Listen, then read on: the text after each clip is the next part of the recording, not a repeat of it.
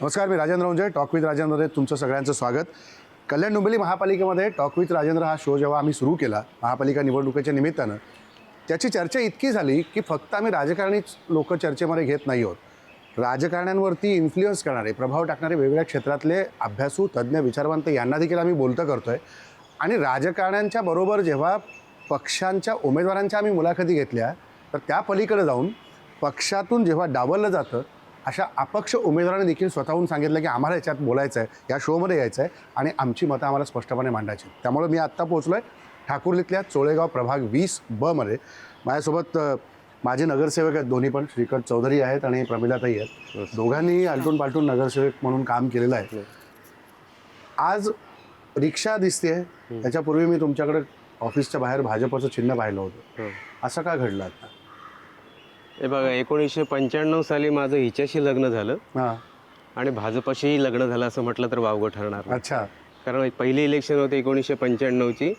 त्या इलेक्शनला कार्यकर्ता म्हणून कार्य करायला सुरुवात केली हां, आणि त्या इलेक्शनच्या नतीजे जे आले हां, त्याच्यामध्ये शिवसेना सीट ही थम्पिंग मेजॉरिटीने पहिल्या नंबरला आली आणि भाजपाची सीट 4थ्या नंबरला आली 464 मतदान घेऊन. तेव्हा शिवसेना राज्यात सत्तेत होती. Yes, सत्तेवरती होती आणि सगळीकडे शाखा प्रमुख हे ते सगळं बोलबाला होता त्यांचा. वातावरण, झेंडे बिंडे, शिवजयंती वगैरे सगळं होतं. भाजपचं कुठेही आमच्या प्रभागामध्ये साधं बोर्ड नव्हता, कार्यकर्ता नव्हता, काही नव्हता. आणि तेव्हापासून आम्ही सुरुवात केली कार्याला. पहिल्या इलेक्शनला आमच्या उमेदवाराचं काम केलं. 1997 साली आमच्या वरिष्ठांनी मला वार्डाध्यक्ष म्हणून नेमलं आणि तो तिथून जो झंझावाताने मी काम सुरू केलं. 3 वर्षाने 2000 साली जेव्हा निवडणुका आली आणि पक्षाला तसा पर्याय नव्हताच, मीच काम केलेलं. मला तिकीट दिलं गेलं आणि लोकांनी मला निवडून दिलं आणि मग तेव्हापासून भाजपचं काम करतोय. ते आज तगायत 30 वर्ष मी भारतीय जनता पार्टीचा तन मन धनाने काम करतोय. माझं career BE civil, I am a BE civil and graduate civil engineer, also diploma holder in civil engineering. तेव्हापासून मी हे जे कामाला सुरुवात केली पक्षाला, मी माझं स्वतःचं करिअर वाऱ्यावर सोडलं, स्वतःचं प्रपंच वाऱ्यावर सोडलं आणि जिथे पक्षाला पूर्णपणे वाहून घेतलं आणि जिथे भारतीय जनता पार्टीचा असं बालेकिल्ला असा जो रस्त्याच्या पलीकडे होता, संघाचा बाले आणि भारतीय जनता पार्टीचा बालेकिल्ला रस्त्याच्या पलीकडे, इकडे ग्रामीण भाग होता सगळा. परंतु अशा खडकाळ भागामध्ये, दगडांमध्ये आम्ही आमच्या कष्टाने कमळ फुलवला आणि तो फुलवत ठेवला 4 वेळा कंटिन्युअस, अर्थात जनतेच्या आशीर्वादामुळे आणि सहकार्याने. पण ताई, असं का घडलं आता की तुम्हाला अचानक साथ सोडावी लागली की पक्षाने तुमची साथ सोडली?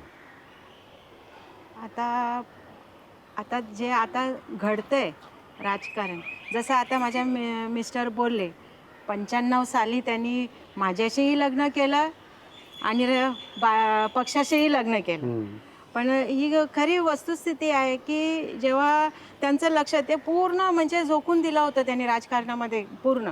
स्वतःच्या मुलांचं ॲडमिशन घ्यायला ते काय दुसऱ्यांसाठी ॲडमिशन घ्या, हे घ्या, पण त्यांच्या मुलांचं ॲडमिशन घ्यायला ते कधी गेले नाही. इतका पक्षाला त्यांनी वेळ दिला. घरी कधी सगळं पक्षाला. आणि आमची एवढी कामं आहेत पूर्वीपासून, म्हणजे 25 वर्षापासून. आपलं समजा मराठी शाळा आहे, डॉक्टर राजेंद्र प्रसाद याचं बांधकाम केलं आहे. परत डॉक्टर श्री नानासाहेब धर्माधिकारी हे हॉल आम्ही बांधून दिलं आहे. ते पण पूर्ण एकदम कमी व्याजदरात आम्ही बांधून दिलं आहे. नवीन जिम उपलब्ध करून दिली, ते पण कमी दरात उपलब्ध करून दिली. आणि रेल्वेची पण एवढी कामं आमची सुरू केली आहे, म्हणजे रेल्वेची एवढी कामं केली, रेल्वेची जागा एवढी कामं सुरू म्हणजे केली, उपोषणं केली. आणि त्या उपोषणामुळेच म्हणजे एवढे आमचा स्टेशन परिसर तुम्ही बघताय, त्यामुळेच चांगलं घडलं आहे. आणि कोरोना काळात पण आपण एवढी कामं केली, धान्य वाटप केलं, लसीकरण केलं. असं म्हणजे एवढे ह्या कामाच्या आधारावरच आम्ही सांगतो का आम्हाला तुम्ही का हे म्हणजे हे केलं. असं आहे, आम्हाला आमचा स्वाभिमान आहे आणि स्वाभिमान आम्ही म्हणजे कुठे हे करणार नाही आहे. बरोबर. म्हणजे आम्ही एवढं सगळं केलं असताना पण आम्हाला कुठेतरी अपमानजनक, अन्यायकारक वागणूक मिळत राहिली, पुरेसा निधी दिला गेला नाही आणि असं कुणकुण लागलेली की आता आम्हाला मिळणारच नाही. आणि जे शंका होती तेच खरं ठरलं.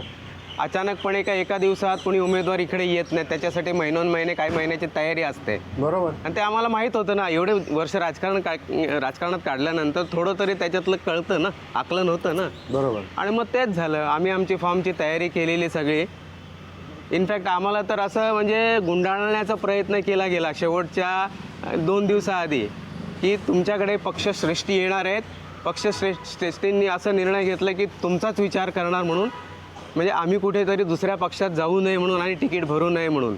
आणि आम्हाला गाफील ठेवण्यासाठी आम्हाला फक्त सांगितलं गेलं की पक्षश्रेष्ठी तुमच्याकडे येणार आहेत. परंतु अशा याच्यामध्ये जेव्हा तुम्हाला नाकारलं तेव्हा तुमच्याकडे दुसराही ऑप्शन होता भाजपच्या बरोबर शिवसेनेचा. होतं. तुम्ही तो का निवडला? नाही, कारण काय माहीत आहे की आम्ही सुरुवातीपासून एका विचारसरणीला जोडलं गेलो होतो. हिंदुत्वाच्या विचारसरणीला जोडून आम्ही केंद्रामध्ये तेव्हाचे वाजपेयी जी असतील, अडवाणी जी असतील, मुरली मनोहर जोशी जी असतील आणि इथले स्थानिक राम कापसे साहेब असतील, अच्छा. जे साधेपणाचं प्रतीक. हो. रामभाऊ माळगींना मी कधी बघितलं नाही, पण मी त्यांचं ऐकलंय की ते धोतर वगैरे बघून इथे पुण्याहून इथे लढायचे आणि जिंकायचे. आणि अशा लोकांना, विभूतींना बघून आणि त्यांच्याकडून प्रेरणा घेऊन आम्ही आमचं सगळं सोडून आणि याच्यामध्ये शिरलो आणि काम करायला लागलो. परंतु आत्ताचं जे वातावरण आहे आत्ताचं, त्याच्यामध्ये त्या वातावरणामध्ये आम्ही कुठेही फीड बसत नाही. आमच्या नेचरची लोक, आम्ही ज्या प्रकारचे आहोत, सरळ साधे, कुठलंही आमच्यावरती कलंक नाही आहे, काही नाही, कुठलाही माफियागिरी नाही, ना बांधकाम, ना काय अनधिकृत नाही, काय नाही, चाळ पण नाही, एखादी रूम पण नाही, बिल्डिंग तर नाहीच नाही. आणि कष्टाने काम केलं, कष्टाने सर्व पक्षासाठी सगळं वेळ दिला, सगळं हे केलं तनमन धनाने. आणि जर का तेव्हा आपल्यावरती अशी परिस्थिती ओढवते, मग कुठेतरी ते स्वतःचं स्वाभिमान दाखवण्यासाठी दुखावलं आणि ते मग ते जपण्यासाठी मग आम्ही हे अपक्ष म्हणून फॉर्म भरलेला आहे. आता ताईने जसं काही शाळांची उदाहरणं दिली, आपण बोलूया की शाळांच्या उदाहरणाबरोबर तुम्ही पण काम करत असताना नगरसेवक म्हणून सभागृहात या चोळेगावसाठी काय वेगळी कामं केली? बघा, आता तुम्ही अपक्ष म्हणून जाताय, त्यावेळेला पक्षाच्या नावावरची कामं होती, पण अपक्ष म्हणून तुम्ही समोर जाताना कोणतं उद्दिष्ट ठेवलंय की ही कामं मला करायची? तसं बघायला गेलं तर आम्ही स्वतःच्या जोरावरती कामं केली. जसं मी म्हटलं की निधी पुरेसा काहीच मिळालं नाही आणि आमची स्वतःच्या मेहनती होती सगळे. रेल्वेच्या बाबतीत बोलायला गेलं तर ठाकुर्ली स्टेशनचं तुम्ही अवस्था कधी बघितली असाल एक 15-20 वर्षापूर्वी, तर फक्त एक आयलँड प्लॅटफॉर्म होता. बरोबर. आणि मला असं नेहमी वाटायचं की ठाकुर्लीमध्ये सगळं मोठं नागरीकरण होत आहे, सुशिक्षित लोक राहायला येत आहेत, पण त्यांच्या वाट्याला कसा आहे तो स्टेशन आहे, काय ते जिने चढायचे, एकच प्लॅटफॉर्म. आणि तेव्हा आम्ही 2007 जेव्हा रामनाईकजी रेल्वे राज्यमंत्री होते, तेव्हापासून आम्ही त्यांना पत्रव्यवहार आणि उपोषणं वगैरे सुरू केली. आणि असा जो काय तगादा लावला उपोषणांचा, मग DRMला एवढ्या किती भेटी, GMला एवढ्या भेटी, उपोषणं हे ते, मग त्यांनी कुठेतरी मनावर घेतलं आणि शेवटी मग ठाकुर्ली स्टेशन जे रुपडं पालटलेलं दिसतं तुम्हाला आता, ते म्हणजे त्याची मेहनत आम्हाला आहे. आणि कधीही स्वप्नातही कोणाला वाटलं नसेल की ठाकुर्ली स्टेशनला एस्केलेटर लागेल. पण ते एक नाही, आता 2 एस्केलेटर लागले ना, अजूनही लागणार आहे. बरोबर. तर हे मोठं आहे, मोठी अचिव्हमेंट आहे म्हणजे त्याच्या बाबतीत. परत 12 बंगला जो आता जिथे रेल्वे पोलीस आले, तिथे 12 बंगला म्हणजे आम्ही तिथे लहानपणी फळं, ते जांभळं बिंबळं पाडायला जायचो, पेरू पाडायला. एवढी मोठी तिथे वंडरा, एवढी झाडं सगळे. पण हे जे RPF आले ना तिथे, त्यांचं काहीतरी इस्टॅब्लिशमेंट बांधण्यासाठी, उभारण्यासाठी मोठ्या प्रमाणात झाडांची कत्तल केली.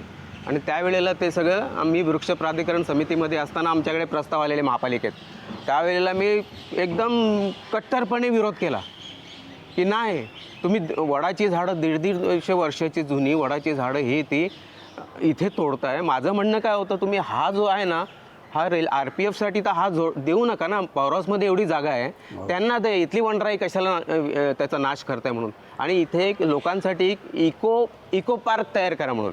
आता सगळ्यांना जॉगिंगला हे वेळ लागते, जागा लागते वगैरे, ते कुठून मिळतच नाही.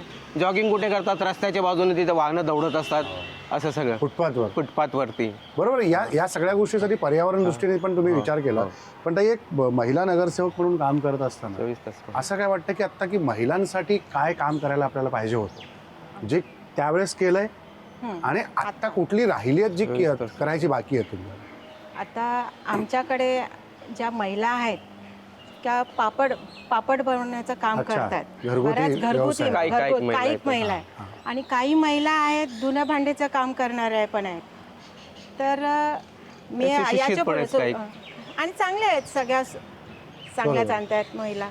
पण मी आता याच्यानंतर ज्या महिला आहेत अशा सर्वसामान्य याच्या खालील याच्यावर, तर त्यांच्यासाठी समजा काहीतरी उद्योग त्यांना म्हणजे कशी जी महिला असते तिलाच सगळं घरचं बघायचं असतं, बरोबर आहे. सगळं जमवाजमव करायचं, कोणाला काय कमी पडतं त्या महिलालाच बघायचं असतं. आणि आता जे चाललंय लाडक्यांचं, तर ह्या लाडक्या बहिणींचं आहे ते मिळतं, ते पण चांगलंच आहे असं नाही आहे, पण ते कोणाला मिळतं जे 2-2 बंगले 2-4 गाड्या आहेत त्यांना मिळतं. शहरात पण चालू आहे असं. गाड्यावाल्यांना मिळतं आणि ज्यांना ऍक्च्युअली जे लायबल आहेत ना, एलिजिबल आहेत त्यांना नाही, त्यांच्यापैकी बऱ्याच जण त्याच्यातून वंचित राहतात. अजिबात नाही. आणि मग ह्या घ्यायचं आणि मग एकसारख्या साड्या घ्यायच्या, जेजुरीला जायचं, गणपतीपुळ्याला जायचं, हे काय. पण ह्या महिलांची तशी अपेक्षा नसते. ह्या महिलांची काय अपेक्षा असते का माझं घर कसं चालतंय, 2 टायमाचं जेवण कसं होणार, मुलांना कसं खाऊ घालणार, त्यांचं ते पुरं पाडायला पाहिजे. त्याच्यासाठी मी प्रयत्न करते. त्यांच्यासाठी लघुउद्योजक उद्योग आहे ते कर.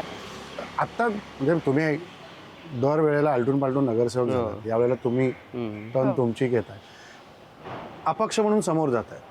तर अपक्ष म्हणून निवडणूक लढताना लोकांनी का निवडून दिलं पाहिजे असं तुम्हाला वाटतं? काय समोर 10 मुद्दे प्रमुख किंवा जसं मी तुम्हाला आमचे रेल्वेचं काम सांगितलं, काही वनराईचं काम सांगितलं, दुसरं आम्ही शाळा बांधली मोठी RCC, त्याच्यामध्ये डॉक्टर नानासाहेब धर्माधिकारी सभागृह बांधलं, एकदम अल्प दरात आम्ही 1200 रुपयामध्ये वगैरे ते उपलब्ध करून देतो. आहे मालकीचा पण कष्ट आम्ही केलं, निधी आम्ही आणला. आम्ही जिम बांधली एक चांगली प्रशस्त जिम, एकदम हायटेक सगळे इक्विपमेंट वगैरे सगळे इकडून तिकडून पैसे आणून, आणि त्याच्यामध्ये परत महिलांना सुद्धा त्याच्यात संधी मिळावी म्हणून त्यांचा एक स्लॉट ठेवलेला आहे. आणि सर्वात आमची जे महत्त्वाचं सर्वात काम आहे ह्या 20 वर्षामध्ये 24 तास पाणी. हिने सांगितलं की महिलांना हे करू, पण महिलांचे सर्वात निकड काय आहे घरातली, जी ट्रेन पकडायला धावते. अजूनही चोळेगावमध्ये 24 तास पाणी मिळत नाही. हो आहे ना, आम्ही दिले ना. चोळे गावातच 24 तास पाणी आहे गेले 20-25 वर्षापासून. गेले 25 वर्षापासून 24 तास पाणी आम्ही चोळे गावातच देतोय. सर्वात मोठी आमची उपलब्धी आहे. ओके. हा, ते पाण्यासाठी धावा अजिबात नाही, निवांत इथे असं नाही की 2 तास पाणी येतं, 3 तास पाणी येतं, 24 तास पाणी येतं. आणि त्यामुळे महिलांसाठी हे विशेष करून मोठं कम्फर्ट आहे की धावपळ नको, काय आपलं काय असेल तर सगळं मॅनेज करून व्यवस्थित लोकल पकडायचे वगैरे सगळं. म्हणजे ही मोठी उपलब्धी आहे जी आहे ते 24 तास पाण्याची. बाकी गल्लोगल्ली आम्ही लाद्या लावल्या, जे आता तुम्हाला माहिती आहे ग्रामीण भाग होता. नगरसेवक म्हणून जे कामं करायचे तुम्ही ती केली. मला एक वेगळा प्रश्न तुम्हाला विचारायचा आहे की चोळेगावचा जो परिसर आहे, दोघांना मला विचारायचं, दोघंही तुम्ही मला थोडक्यात सांगा. इथे आगरी समाज पण आहे, इथे साऊथ इंडियन पण आहे, आणि इथे बंगाली महोत्सव पण होतो, नवरात्रामधला दुर्गोत्सव सगळं. हे 3 समाज एकत्र घेऊन तुम्ही कसं चालतं? कसं आहे की आम्ही सर्वांशी चांगलं राहतो, सर्वांशी अगदी सौहार्दाचे संबंध आहेत आमचे. बंगाली आहेत, त्यांच्या उत्सवामध्ये जातो, त्या लोकांशी खूप चांगले संबंध आहेत. मग आमचे जे ग्रामस्थ आहे त्यांच्याशी आम्ही चांगला संबंध ठेवतो. आता त्यांचा आमच्याविषयी काय दृष्टिकोन आहे तो आम्हाला माहीत नाही. का असं ते कधी कधी वेगळा विचार करतात. कधी कधी ते म्हणतात की हा बाहेरच्यांचा नगरसेवक आहे, हा मद्राशांचा नगरसेवक आहे.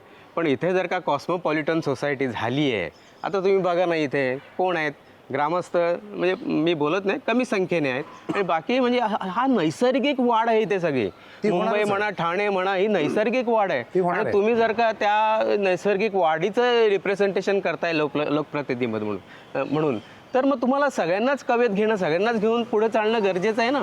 एका विशेष जात धर्म किंवा स्थानिक वगैरे असं बनून चालणार नाही ना. आम्ही असं तर कधी दुजाभाव केला नाही अटेस्टेशनला बसल्यानंतर, नाही हे तू आहे, तू हे, तू धर्माचे अमुक, ह्याचे अमुक, त्याचं नाही. आम्ही सर्वांचीच कामं करतो, आणि म्हणून आम्ही सगळ्यांनाच धरून कामं करतो, आणि सगळ्यांचाच हात धरून पुढे जाण्याचा आमचा प्रयत्न असतो. बरोबर. पण आता राजकारणात कसं काय चाललंय आता तुम्हाला माहिती आहे, कोण कुठे जातं, काय येतं, बस त्यांच्या विवेक बुद्धीवरती अवलंबून आहे सगळं. तुम्हाला काय वाटतं? तेच मी म्हणते, हा सगळा समाज एकत्र कसा आणता येईल? सगळा समाज आहेच, एकत्रच आहोत आम्ही सगळे, आणि आम्हाला सगळे साथ देतातच. पण कायकांच्या मनात असं आहे का, तुम्ही जसे माझे मिस्टर म्हणाले का तुम्ही ह्यांचे नगरसेवक, तुम्ही त्या, आम्ही कोणाचे, आम्ही सगळ्यांचे, आम्हाला सगळे आम्हाला बोलवतात सगळ्या कार्यक्रम, सगळ्या त्यांच्या ज्या साऊथ इंडियन आहेत त्यांचा पण हळदी कुंकू असतो, काय असतो, नवरात्र असतं, मला आणि आवर्जून बोलवतात जेवायला जाणं. आमचं असं घरोबा आहे, तसं सगळ्यांशीच घरोबा, सगळ्यांबरोबर चांगलंच आहे. बंगाली समाजाचा नवरात्रोत्सव खूप मोठ्या प्रमाणात त्यांच्या इथे महिला समितीच्या बाजूला खूप मोठा उत्सव होतो, ते बघतोय आम्ही. हो. तर त्याच्यातला समन्वय या निवडणुकीतला सगळ्यात महत्वाचा भाग आहे. तर तो तुम्ही कसा साधणार? बंगाली समाज हा जो तुम्ही म्हणताय ना इथे उत्सव होतो त्याला इतिहास आहे. म्हणजे त्यांना 65 वर्ष झाले. मी लहानपणी आहे ना बंगाल्यांचं एक बंगल्यांमध्ये ते मुखर्जी म्हणून कोणी साहेब यायचे रेल्वेचे, तिथे त्यांचं व्हायचं, मग कुठेतरी शिफ्ट व्हायचं, असं अनस्टेबल होतं त्यांचं. मग नंतर मग ते इथे येऊन महिला समितीमध्ये स्थिर झालं. तेव्हा माझ्या लहानपणी आमची मोठ्या ट्रकचा आमचा बिझनेस होता, म्हणजे सप्लाय वगैरेचा. हे ठाकुर्ली पॉवर हाऊसची कोळशी जी ती सप्लाय करायचे माझे बाबा आणि मोठा भाऊ. तर आमच्याच ट्रक तेव्हा हे बस असं काही नव्हतं जास्त वाहनं. तेव्हा आमचा ट्रक आम्ही बंगाली समुदायाला आमचा ट्रक आवर्जून ते न्यायचे ते विसर्जन करायला दुर्गा मातेचा. आणि माझी लहानपणाची आठवण म्हणजे मी तेव्हा लहान होतो, 7-8 वर्षाचा, आणि मी ड्रायव्हरच्या बाजूला बसून जायचो हाऊस म्हणून. आणि कशाचे हाऊस माहिती आहे का? ते देवीच्या हातात ते पत्र्याचे भाले ते वगैरे ते शस्त्र असायचे ना, ते घेऊन कलेक्ट करून ठेवायचं, कारण नाहीतरी ते विसर्जित करणारच. अशी बंगाली समाजाची आणि आमचे जवळीक आहे. म्हणजे खूप खूप जुने संबंध आहेत. आणि साऊथ इंडियन समाज जो आहे, खास करून केरळीय समाज, तामिळ समाज. आता मी स्वतः केरळला स्वामी शरणम अय्यप्पा आहे ना त्या ठिकाणी शबरीमलाला मी 5 वेळा सतत जाऊन आलोय. 5 वेळा स्वतः वेळेला उपवास धरून 40 दिवसाचे उपवास धरून जाऊन आलोय. आणि ते कोणाबरोबर मला काय माहिती तिथलं काय, त्यांचीच लोकांनी मला घेऊन गेलं आणि त्यांनी सगळं दाखवलं. आणि आमचं एवढं बॉन्डिंग आहे ना त्या केरळी समाजासोबत किंवा ह्या तामिळ समाजासोबत, तुळू समाज आहे त्याच्यासोबत, ह्या खास ते त्या आम्हाला आहे ना आपलं मानतात असं. आणि गावाला जे ग्रामस्थ आहेत ते आम्हीच आहोत ना, रक्ताची नाती आहेत ना, हे आम्ही समजतो. आणि त्याच्यामुळे आमच्या मनात कुठलाही दुजाभाव नाही. सर्वजण आम्हाला व्यवस्थित विचार करून आम्हाला आमची जे आत्तापर्यंत जे आम्ही कमळ फुलवत आणलेलं आहे, तर आता आम्ही आमची रिक्षा दौडवणार आहेत पुढे.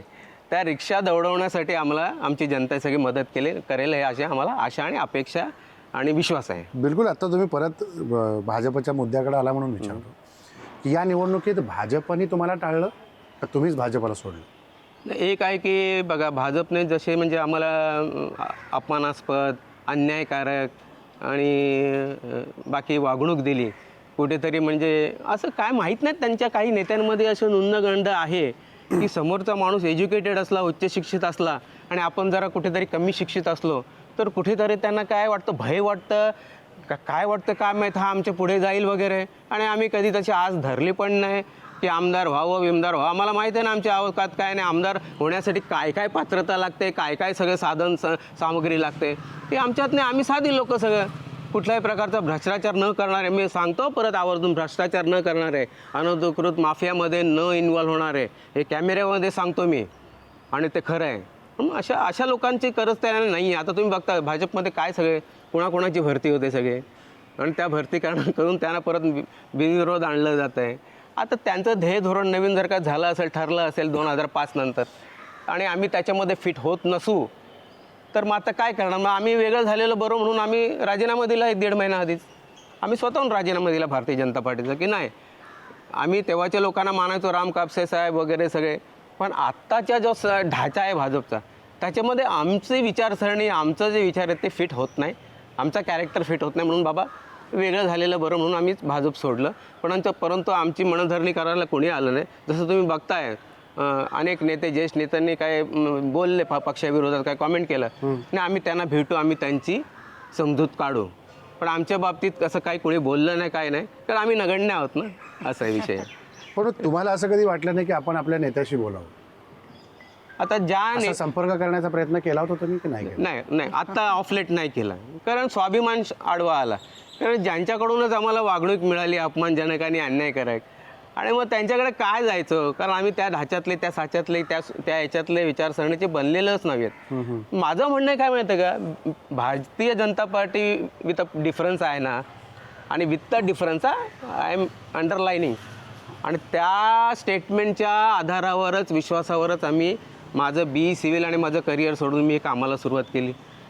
पण it is not a party with a difference right नाव, असं मला वाटलं आहे. आणि काहीतरी फरक जाणवला आणि काहीतरी वेगळंच काहीतरी आहे असं जाणवलं, म्हणून मी अंग काढून घेतला. प्रमिलाजी, आता तुम्ही अपक्ष लढताय, मागच्या वेळेला तुम्ही एका पक्षाच्या चिन्हावरती निवडणूक लढली, तर ही निवडणूक तुम्हाला कशी वाटते की अपक्ष म्हणून समोर जाताना काय वाटतं की लढा खूप छान कसा? वाटतंय, खूप छान वाटतंय. हलका हलका आपलं- वाटतं. एकदम हलकं. खरंच सांगते, जे आपल्या कार्यकर्त्यांचा आशीर्वाद आहे, जनतेचा आपली साथ आहे, सगळे आपल्या पाठीशी आहेत. मग आपल्याला भीती कशाची? समोर किती दिग्गज रथी महारथी असो, जनता कार्यकर्ता आपल्या पाठीशी असली तर भीती नको आहे. भीती नाहीच आहे, हेच सांगते. अच्छा, प्रभाग पद्धत आहे यावेळेला. मागच्या वेळेस तुम्ही ज्यावेळेस 4 टर्म निवडून आला तेव्हा फक्त वॉर्ड पद्धत होती. बरोबर आहे. तर या प्रभाग पद्धतीमध्ये तुम्ही कसं स्वतःला कसं पोहोचताय लोकांपर्यंत, कारण ते पोहोचणं आणि लोकांशी संवाद साधणं हा सगळ्यात मोठा टास्क आहे या निवडणुकीतला आणि वेळ कमी. बरोबर आहे. तुम्ही अगदी योग्य प्रश्न विचारलात की एकदम नवीन आहे आणि अगदी नवीन वार्ड आणि तिथे कधी आम्ही गेलो नाही प्रचाराला, काही नाही. अशी आम्हाला तिथे प्रचार करायचा आणि मतं मिळवायचे. बरोबर. तर तुम्हाला एक माहिती देतो, कारण ही राजकारणाची काय मजबुरी असेल शेवटच्या वेळेला. जेव्हा तुम्ही फॉर्म भरता, दिग्गजांविरोधात बंड पुकारता, तेव्हा असं लक्षात आलं की पॅनल पद्धतीमध्ये कुठेतरी तुम्हाला इतर जे वार्ड आहेत तुमच्या संलग्न वार्ड, त्याच्यामध्ये थोडीफार तुम्हाला कोणीतरी काहीतरी साथ देणारी लोक असायला हवेत. कारण सगळं स्लिप वाटणं, प्रचारपत्रकं वाटणं, तुमचा प्रचार करणं. म्हणून कालच आम्ही तुम्हाला एक बातमी देतो, कालच आम्ही आम्हाला वंचित बहुजन आघाडी, अच्छा, हां, जे बाळासाहेब आंबेडकर आहेत, प्रकाश आंबेडकरजी यांच्या पक्षाने आम्हाला पाठिंबा दिलेला आहे. आणि मग त्यांची इतर तिन्ही वार्डामध्ये त्यांचे उमेदवार आहेत. तर आम्ही एकत्र प्रचार करणार आणि शक्य आहे तेवढं एकत्र काम करणार. मगाचपासून आपण जे राजकीय तुमच्या स्थित्यंतराबद्दल चर्चा करतोय ना, त्यातला एक महत्त्वाचा प्रश्न मला विचारायचा आहे. जेव्हा तुम्ही भाजप सोडली, राजीनामा दिला, याच्यानंतर इतर कुठल्या पक्षातनं तुम्हाला ऑफर नाही आली? मनसे असेल, शिवसेना असेल, शिवसेना उद्धव ठाकरे गट असेल, किंवा अजून राष्ट्रीय कुठला एखादा पक्ष असेल? लागलीच ऑफर आले सगळ्या. तुमच्या शिंदे सेनेची, साहेबांची सेनेची ऑफर आली, उद्धव बाळासाहेब ठाकरे सेनेची ऑफर आली, काँग्रेसची ऑफर आली, मनसेची ऑफर आली. पण कसं मी तुम्हाला सांगितलं की एका विचारसरणीने जोडल्या गेलेल्या असल्यामुळे आणि ह्या पक्षाशी नाळ जोडल्यामुळे कुठेतरी बाकीचे जे विचारसरणी आहेत त्यांच्याशी सरमिसळ होणं, त्याच्यात संलग्न होणं हे कुठंतरी जड वाटायला लागलं. म्हणून मग त्यांना आम्ही वेट अँड वॉचवरती ठेवलं आणि मग शेवटपर्यंत मग त्यांच्याशी अलाईन नाही झालो. आणि मग माझ्या इंटरव्ह्यूमध्ये जेव्हा राजीनामा दिला तेव्हा बोललेलं स्पष्ट, पत्रकारांनी विचारलं ना, मग तुम्ही काय करणार राजकारण? मी म्हटलं आम्ही राजकारणच सोडणार. आता कुठल्या पक्षात जाणार का? नाही, आम्ही म्हटलं कुठल्याही पक्षात जाणार नाही. आता राजकारणामध्ये आम्हाला टिकून राहण्यासाठी, अपक्ष लढण्यासाठी आम्हाला म्हणजे परिस्थिती तशी निर्माण झाली म्हणून अपक्ष लढतोय. परंतु आम्ही तो शब्द राखला आहे की आम्ही कुठल्या पक्षामध्ये जाणार नाही आणि अपक्ष लढतोय. याच्या पुढचंच राजकारण हे फक्त तुमचं पक्षविरहित राजकारण असतं? हो, नक्की नक्की नक्की. बिलकुल. श्रीकरजी आणि प्रमिळाताईंबरोबर आपण ही चर्चा करतोय. त्यांनी त्यांची मतं स्पष्ट केली आहेत की राजकारणामध्ये ज्या पक्षाबरोबर इतके वर्ष त्यांनी काम केलं त्या पक्षानेच आता त्यांना अंतर दिलं आणि अपक्ष म्हणून पुढे जात असताना आता पक्षविरहित राजकारणामध्ये स्वतःचं अस्तित्व निर्माण करण्यासाठी ते या निवडणुकीत प्रयत्न करत आहेत. अजूनही काही रॅपिड फायर प्रश्न त्यांच्यासोबत करायचे आहेत, त्यांच्यासोबत दुसऱ्या ठिकाणी माझ्यासोबत या. श्रीकर चौधरी आणि प्रमिला चौधरी यांच्याबरोबर आपण चोळेगावच्या प्रभागात फिरतोय त्यांच्यासोबत आणि आत्ता त्यांना मला काही रॅपिड फायर प्रश्न विचारायचे आहेत आणि या रॅपिड फायर प्रश्नांच्या संदर्भामध्ये त्यांना थेट उत्तरं द्यायची आहेत. म्हणजे परीक्षेच्या काळात तुम्ही उत्तरं दिली असतील तशीच उत्तरं तुम्हाला आता रॅपिड फायरमध्ये. पहिलं तुमच्यापासून सुरू करतो आणि मग ताईंकडे येतो. पहिला प्रश्न तुम्हाला विचारायचा आहे, आवडता नेता कोण? देवेंद्र फडणवीस की एकनाथ शिंदे? एकनाथ शिंदे ऑफकोर्स. राज ठाकरे की शरद पवार? ज्येष्ठ अनुभवी आणि धुरंधर नेते शरद पवार. अच्छा. कोणता कलाकार आवडतो तुम्हाला? फिल्मी कलाकारमध्ये हिरोईनमध्ये मीना कुमारी माझी आवडते. वा. आणि हिरोमध्ये? आणि हिरोमध्ये गुरुदत्त. मला आर्टिस्टिक फिल्म जास्त आवडतात मसाला फिल्मपेक्षा. म्हणून गुरुदत्त जास्त? म्हणून गुरुदत्त. ओके. म्हणजे गुरुदत्तच्या फिल्ममध्ये वास्तविकता दर्शवली जाते आणि मी कुठेतरी त्याच प्रकारचा आहे, इमोशनल, सेन्सिटिव्ह. अच्छा. आणि मला म्हणून त्या प्रकारची फिल्म आवडतात. खेळ कोणता आवडतो? खेळ बघा, आताचे खेळ आहेत ना बरेचसे स्पॉन्सर आणि फिक्स झालेले आहेत, त्याच्यामुळे मला ते खेळ. तुम्ही राजकारणापासून म्हणता? हो, नाही, बघा ना तुम्ही, मॅच फिक्सिंग होतात सगळे आणि जे खेळाडू चांगले खेळतात ठीक आहे, ते देशाचा गौरव वाढवतात, परंतु आम्हा पैसा येतो. पण खरे खेळाडू कोण आहेत? जे गावाकडून येतात, आदिवासी भागातून येतात आणि ऑलिम्पिकमध्ये, आर्चरीमध्ये, वेटलिफ्टिंगमध्ये आणि अशा मेडल मिळतात आपल्या स्वकष्टाने, बिलकुल विपरीत परिस्थितीमध्ये काम करून आणि येऊन सगळं काय यायला जायला साधन नसतं, त्यांचं ट्रेनिंगचं साधन नसतं. हे मी माझे हिरो समजतो. मग तुम्हाला आवडता खेळाडू कोण वाटतो आत्ताच्या घडीला? आवडता खेळाडू मला बघा आता क्रिकेटमध्ये म्हटलं तर तसं आहे म्हणजे धोनी आहे. धोनी आवडतो. ओके. गायक कोणता आवडतो? गाणी तुम्ही ऐकत गायक असाल. मध्ये मी स्वतः गाणी गातो बरं क्या बात आहे. हा, किशोर कुमार आणि मुकेश. वा. हा. म्हणजे हे या सगळ्या आवडी तुमच्या खूप अँटिक आणि वेगळ्या आहेत. हो. म्हणून तुम्ही राजकारणात पक्षविरहित विचार करून पुढे जात आहे. तर नक्कीच ताई मला तुम्हाला विचारायचं आहे की तुमच्या दृष्टीने महिला नेत्यांमध्ये जर विचार केला, अमृता फडणवीस की प्रियंका गांधी? दोन्हीही बसत नाही. दोन्ही बसत नाही. दोन्हीही बसत नाही. मला जी माझी आवडती व्यक्ती आहे ती सावित्रीबाई फुले आहे. वा, त्यांनाच मी हे करते. क्या बात आहे. सण कोणता आवडतो? दिवाळी सण आवडतो. दिवाळी जास्त आवडतो. कारण माझा जन्मदिवस दिवाळीच्या दिवशी अरे वा. लक्ष्मीपूजनच्याच दिवशी झालाय. म्हणून? सगळे दिवे लावलेले असतात आणि म्हणजे याच्यानेच तो सेलिब्रेट होतो. त्याच्याने सगळे दिवे लागलेले असतात म्हणून मला दिवाळी उजेड सण असतो. आवडतो. उजेड जास्त. अच्छा. प्रकाशात. आणि जसं आता साहेबांनी सांगितलं की कलाकारांमध्ये त्यांना खूप गुरुदत्त आणि हे सगळे आवडतात, तसं तुम्ही फिल्म बघत असाल, पिक्चर बघत असाल तर कोणता कलाकार आवडतो? जयश्री कडकड आवडते. मराठीमध्ये जयश्री कडकड. मराठीमध्ये क्या बात आहे. दोघांची आवडीनिवडी फार अँटिक आहेत म्हणजे आणि खूप वेगळ्या आहेत निश्चितपणे. म्हणून तुम्ही गायकांमध्ये गाणी ऐकत असाल तर कोण आवडतं? लता मंगेशकर फॅमिली आणि आपले सुधीर फडके. सुधीर फडके. वा. सुधीर भाऊ. सुधीर भाऊंची बाबूजींची गाणी जास्त आवडतात. बाबूजींची. आणि खाण्याच्या पदार्थामध्ये खास करून व्हेज की नॉनव्हेज आवडतं? दोन्ही. पहिला मी नॉनव्हेज खूप खायचे. लग्न झाल्यापासून थोडी साहेबांनी व्हेज बनवलं. मी 99.99% व्हेजिटेरियन आहे. नॉनव्हेज ह्यांना बिलकुल आवडत नाही. मला व्हेज आवडत पण आता त्यांच्यामुळे माझं नॉनव्हेज कमी झालं. अच्छा. म्हणजे कुठतरी ह्या सगळ्या आवडीनिवडी एकत्र घेऊन तुम्ही जाताय, अपक्ष निवडणूक लढवताय आणि रिक्षा घेऊन पुढे जाताय. हो. खूप शुभेच्छा तुम्हाला दोघांनाही की नव्या पक्षविरहित राजकारणामध्ये तुमच्या वैयक्तिक आवडीनिवडी जपत तुम्ही पुढे जावं आणि पुढच्या काळामध्ये तुम्हाला वेगळ्या गोष्टी पदरात पडून या शुभेच्छा तुम्हाला. धन्यवाद. धन्यवाद. खूप खूप धन्यवाद. टॉपिक राजेंद्रमध्ये इथंच थांबूया. पुन्हा भेटू नव्या प्रभागात, नव्या नेत्यांसह, नव्या प्रश्नांसह. नमस्कार.